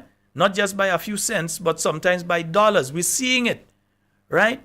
The cost of utilities, we're seeing those costs rising bit by bit. So if you're working for one set of money, you realize that it's being eaten away and that $100 can't carry you now, where $100 2 years ago or 3 years ago used to be able to purchase now that purchasing power has diminished with that $100. The government's focus should be on sending the cost of living in the other direction. Because even if you increase salaries for people and the cost of living keep going up, they still wouldn't be able to meet their monthly needs. They still wouldn't be able to pay their rent in the housing scheme and still buy food for the children. They're going to have to make a decision. Don't say, I got a chance to throw me out and I'm going to buy the food for the children. Yeah? They're going to have to make the decision whether they keep the electricity on or whether they keep the internet on or what it is they do. They will have to make a decision in relation to that because the cost of these items keep rising like a runaway train. And there are measures that the government can put in place to arrest that increase in the cost of living. But their focus is other way because you see, this government is about smoke and mirrors. Yeah? They're about making things seem as though they're okay. So that if you feel things okay and things look like they're okay, then they're okay. So it could be a person that dying of a terminal disease. But once the person looks okay, then everything will be okay. The person wouldn't dead. No, they're going to still die. If they have a terminal disease and it's gotten to the stage where it's terminal, in other words, you know that this person is going to die within a space of time. No matter how good they look today, how good they look tomorrow, when the time comes, unless a miracle from God pass by, that person is going to go to the great beyond. And that is what is happening when it comes to the cost of living here. They are trying to make it look like everything is all well and good. But meanwhile, each time you go to the supermarket, or not even the supermarket, but the village shop, you realize the cost of things increasing. When last a lot of all they eat corned beef, you know much people stop eat corned beef? You know why? Because the price of corned beef right now, they can't buy it. Before you know, fellas liming and thing, and they'd buy a tin of corned beef and some bread when they're drinking rum, they're liming and not now. Fellas say, where? That is Mr. Corned Beef. They can't afford it. Yeah? By the time they buy the corned beef, they can't buy the rum. So they ain't buying it. So it may sound as a joke, but what is happening is that the cost of these items keep increasing to a point that it's starting to knock it out of the reach of the average man. Yeah, there are people in the country that may have millions of dollars and able to cost of living affecting them really. They could afford. Yeah? So they go ahead and they could afford to purchase this or that or the other. But for the average person down here, while the cost of living, even if you increase the salaries, and note, because some people are making a mistake with this thing, it is not what the salary, it is not that is the salary what the person has to get. It means that is the base salary that the person can get. So in other words, caregivers could get $2,000, $3,000. But the lowest that you can pay a caregiver would be $1,400. Right? Once that comes into place. So the salaries that you see there, those are the lowest that you can't pay lower than that or it would be illegal. So you can only pay up from that up. Because some people are saying, well, that is the amount that they have to pay. No. That is the lowest amount that you can pay. I saw some people talking in one of the groups I'm in. Saw some people talking today and saying, well, they overpaying the yard man, the guy that cut in the landscaper and so, and they overpaying the maid and different things like that. No, you're not overpaying.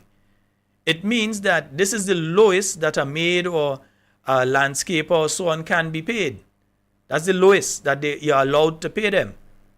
But obviously, after years and so on, you're not going to be paying them the same thing. All right? So I understand what they're attempting to do. But I'm saying the approach should have been to attack the cost of living. So they should have been looking at ways to get the cost of, well, remember, I have a certain minister that say, why give you for 15 when we can give you for less? Well, right now it's $16.88 a gallon for gasoline.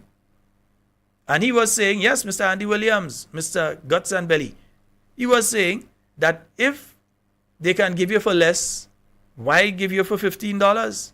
Because he for himself didn't understand that once the cost was under $15, you would get it at the lower cost. That $15 was saving you from the situation that people find themselves in this month, having to pay a full $1.88 more than that $15 would have been. Yeah? So those are the situations that we see ourselves in right now. I did see the document going around today. Several people sent it to me. I got it otherwise, but I saw several people sending it to me as well. I thank you all. I always say send stuff. Even if you think I have it already, send it to me still. Because you might be thinking I have it and I don't have it. So once you get something and you think there's something and you know how to reach me, send it. Don't say, Shalana, that's already, man. No, send it still. I may not have it. Even if I get it 100 times, so what? I get it 100 times. Right? But send it. All right? 440-7377. That's 440-7377. That's the number for you to call and get onto the inside.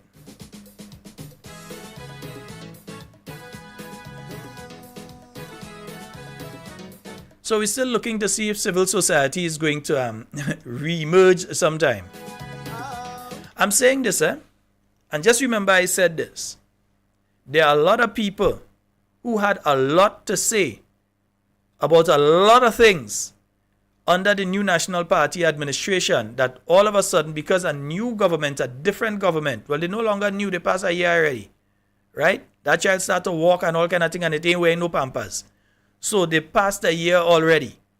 Now these individuals who used to talk a lot under the new National Party seem to have lost their tongue. We have a caller online. Hello? Hello? Yes, sir. Go right ahead. You're live. Good night, Sheldon. Yes, sir. How are you doing tonight? I'm good. I'm good. Yeah, well, I'm called this time enjoying the program, Sheldon. And what I really called to talk about is only one thing I really want to be on. First of all, I must say, the tourist season is coming up very soon, maybe in a couple of weeks, right? Mm-hmm. I haven't heard nothing about the Minister of Tourism maybe coming and have a program on either one of those radio stations. I haven't heard nothing about that. What I'm trying to say, Sheldon, could you remember the booths they had in front of the Esplanade Mall for the vendors? I passed there yesterday and was wondering when those would be rebuilt, if they'd be rebuilt, because cruise ship season is in a couple of weeks. A little bit of time to build it. Because I really call on the behalf of some of the vendors, right? And which I find this is ridiculous. Because what I'm saying, you took away the booths from there, right? There's nothing to replace there. So what is really going on? Because what I'm trying to say, I work with tourism, okay? As a tour guide, right? Mm-hmm. But, I mean, it's a pressure for the vendors because if you have no way to put your spices and your other stuff, Sheldon, something is wrong. Something is definitely wrong, man. I would like the government to do something about that. And number two, the Minister for the Northeast. I think he may be traveling more than the Prime Minister because I think he's somewhere maybe up in Asia right now. I'm hearing South Korea. Right. Well, that's part of Asia. So I put it. But nothing going on in the Northeast. Nobody know what is going on. But the only thing I would like to say for the Northeast, especially Tempe, we need the lights on. Mm-hmm. We need the lights on. Sheldon, you have a good night. All right, my brother. 440-7377. That's 440-7377. And yeah, there's some ministers traveling more than a Granan's bus during Carnival. Yeah. No, I mean, all you know that. Some ministers traveling more than a Granan's bus during Carnival. Right? So, folks, yeah. The other problem I have with the minimum wage is how it's going to affect employers. And I think that one would be obvious to anybody, that it will definitely affect employers. Now, if an individual has a business and they know how much they have as their wage bill on a monthly basis, they're barely making that, but they know how much they have as their wage bill.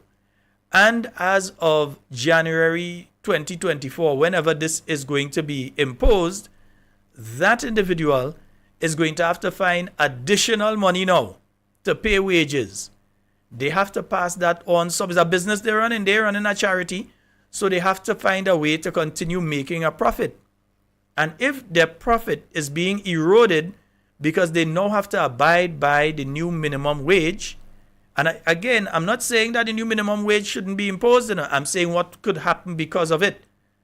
You would pretty much find that some people in some businesses may be sent home. They have to cut different places. So the media entities, you all are going to feel a little pinch because they're going to cut advertising. Any business in Grenada, you ask them. One of the first things that it does chop when they realize things kind of rough, advertising. Hey, we don't need to be on the radio. We don't need to be on it. They start to cut advertising budget. If they had a 50,000, 20,000 there for that, they cut it one time. They say, okay, we're going to spend a 5,000 instead, or we're going to spend a 2,000 instead. But they're not going to spend that kind of money again when they realize that things are bad. That is one area they cut. The other area they're going to start to look at is which staff do we have that we could double up on something so that we could let go somebody else. Yeah? So they're going to be looking at that. So there's definitely the possibility that putting these things in place will affect the employment scene here in Grenada. Yes, it will look nice. You have some people and they're getting more money. It will look nice. It will sound nice. Again, smoke and mirrors. It look nice. It sound nice. But the real problem is the cost of living and the fact that some of these people who should be working for the higher salary may not be working at all because the company may have to downsize. Because they have to keep government for itself. And you all know that. As government has to keep its wage bill at a certain level. They can't go over a certain amount. So in the same token, businesses have to do the same thing. They have to watch the wage bill. So when you impose that on them without taking care of the cost of living, then you're causing a bigger problem. So they're focused on, let's increase the salary, let's increase the salary. So you get a $200 increase, you get a $300 increase on your salary, but the cost of living go up by $800.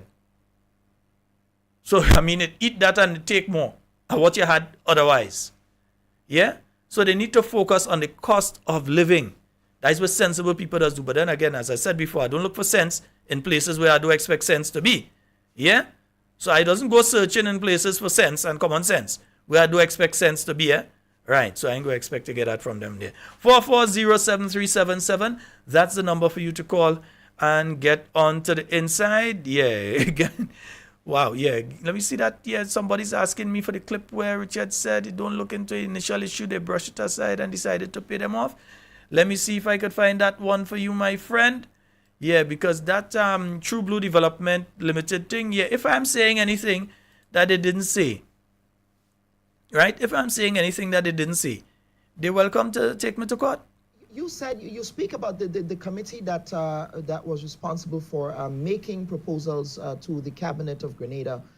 Can you speak to what was your pitch? What was your pitch to the litigant here? Because of course the developer is the one that took the government to court at the time.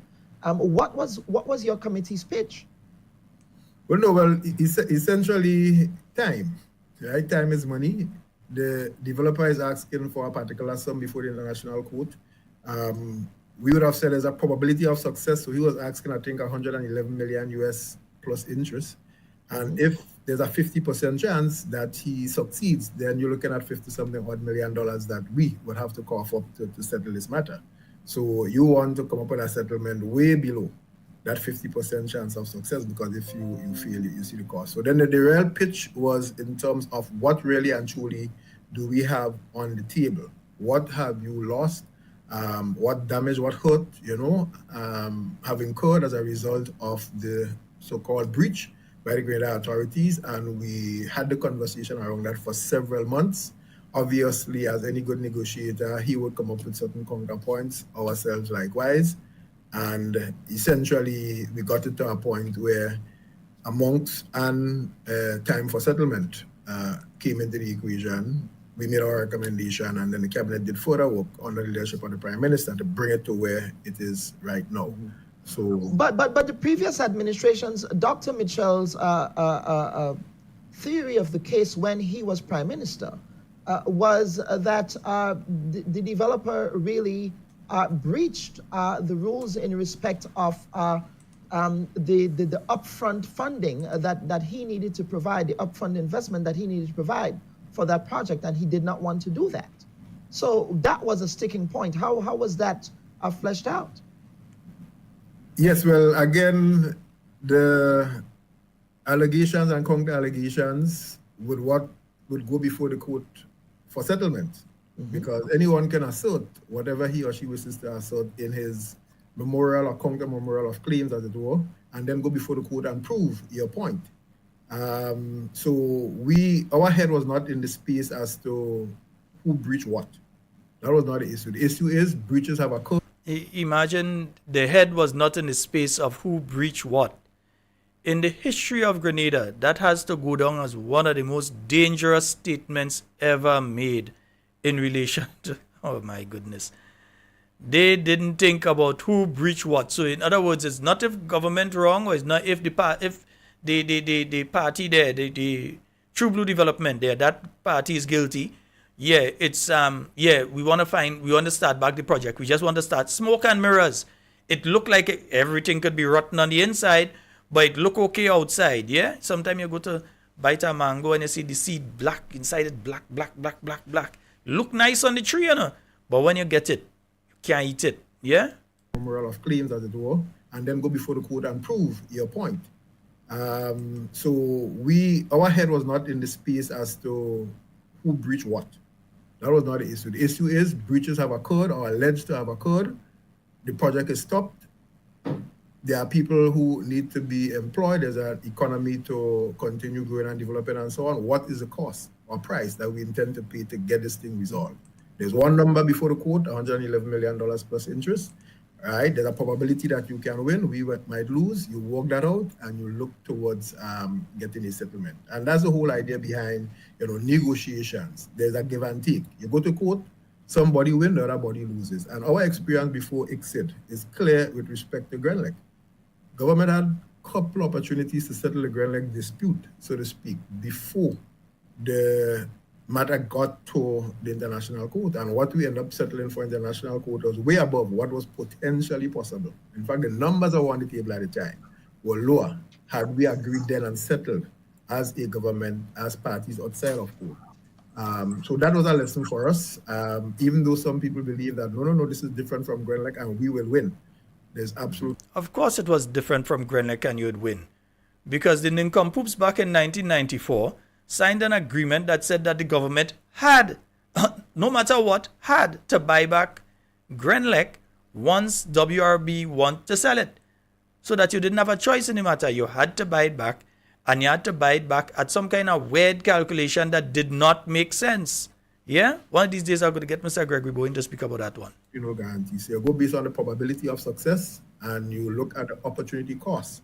Apart from the financial cost in terms of legal fees and so forth, the opportunity cost. What is happening while this edifice stands? In the sea blast, exposed, kids are leaving school, looking for employment opportunities and so on. It's a waste. So I just want to make those couple points, Kellon. Just remember, the kids that are leaving school and so on that Mr. Richard Duncan is talking about are the ones that are going to have to pay that how much $1 million that he's speaking about. They are the ones that when they work and so on, they are going to have to pay. Yeah, they are going to have to pay that millions of dollars through taxes. They are the ones that are going to have to pay back that. Yeah? Their kids, the same kids that leave in school, and even those kids may end up having to pay for what they have done. Yeah? In my humble opinion, Mr. Richard Duncan should have recused himself from this one. Totally. Recused himself. Considering the connection there, that the bank that he was manager of was the bank in charge of the funds of that particular organization that they were making a decision in relation to, that you have Miss Daisy Andal, who works for that company, also on the board of directors of Grenada's CBI program. Yeah, and yet still outside of being on the board of directors, he didn't even say, well, okay, because of that connection, let me allow someone else to go on that board to make that decision and then come to the main board with that, a subcommittee. No, he still was on the subcommittee along with Mr. Henry Joseph. And we know Mr. Henry Joseph was doing accounting on behalf of that company. Yet still, these three people, three of them, had a hand in coming up to this final decision to just pay them instead of going through with the case. Three of them. Yeah? Churches, quiet. Civil society, except Cassandra, quiet. Everybody, quiet. They have nothing to say. Yeah? As I said, had this taken place, like I said, just 2 years ago when a different government was in office, you're not here.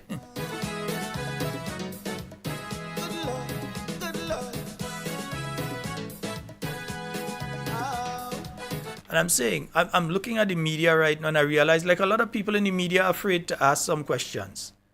They're afraid to ask certain questions. Yeah?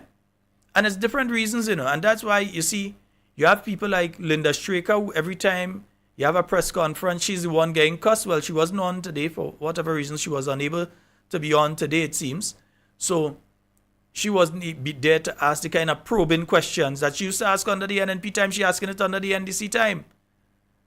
But you have some young people who are in the media now. And I feel sorry for them in that, one, most of them don't do the research before coming to ask questions in relation to something. You realize that, you recognize that. Yeah? They don't do prior research, so when they ask something and somebody tries to throw them off or lie to them, that they're able to respond. That doesn't happen. Secondly, they're timid. They're afraid. It's the Prime Minister. I can ask the Prime Minister that. The Prime Minister go watch me funny. You understand? They're afraid to ask questions. You have to ask the questions. You have to ask them. Yeah? During the reign of the New National Party, it had men, certain men, and Mr. Worm, that used to text in questions to different people in the press conference to ask. They used to text it in WhatsApp. Ask him that. Ask her that. Ask that. Sending in messages. Ask those questions. Ain't doing it again? What afraid? Why they not doing it again? Yeah? All of a sudden they have nothing to ask. So folks, we're coming down to the end of tonight's program.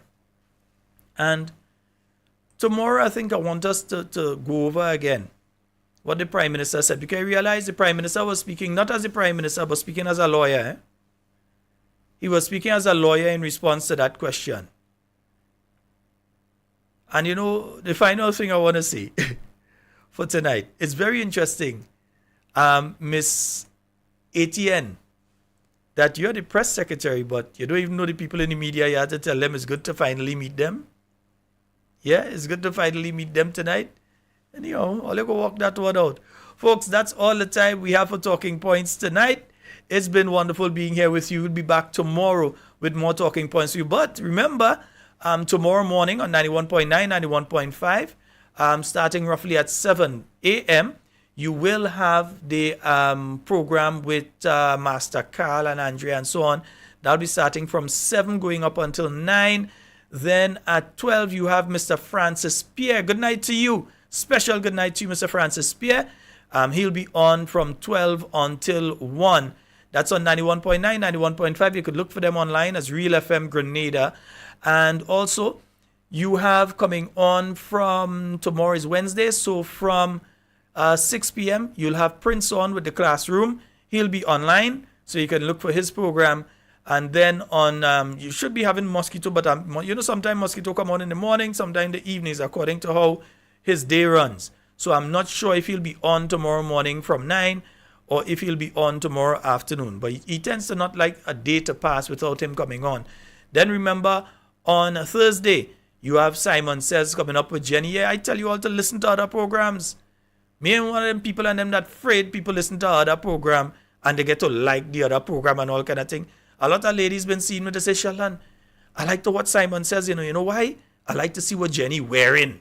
They say that woman could dress, boy. They say, I like to see what she wearing and how she dressing and them kind of thing. They say she had to open my class to teach people how to dress. I know, she had to tell me what kind of shirts to put on just. Jenny, you might have to tell Yeah, my daughter tell me what kind of shirts to put on and things just now, yeah. Folks, that's all the time we have for Talking Points tonight. It's been wonderful being here with you, and whatever you say, whatever you do it safe and secure. I want to be speaking to and with you and not about you. Love you all.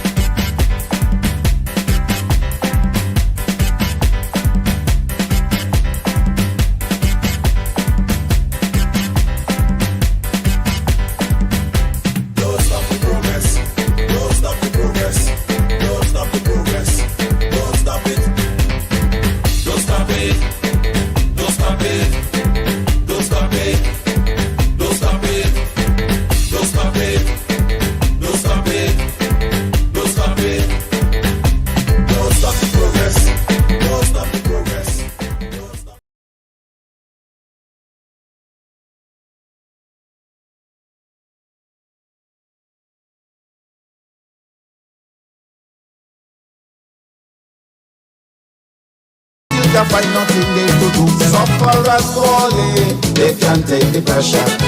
Because every morning, belly boiling from hunger. My life have no meaning, I just cannot prosper.